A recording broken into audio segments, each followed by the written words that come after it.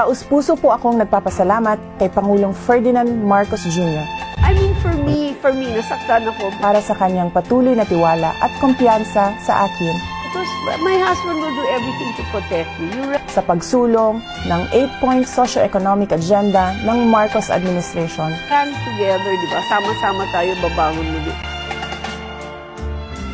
Pupunta ka sa rally, natawagan yung presidente mong bangag, di ba you're going to laugh? Tama ba yan? Even Lenny never did that. Bakit hindi dapat iboto si Bongbong Marcos? Number one, sinungaling. Pangalawa, in the difficult moments, hindi siya nagpapakita. Yung recognition ng maraming kamalian in the past. Kasali doon yung hidden wealth na hanggang ngayon hindi pa din natin nakukuha. At yun ay nakaw yun sa taong bayan. Even Lenny never did that.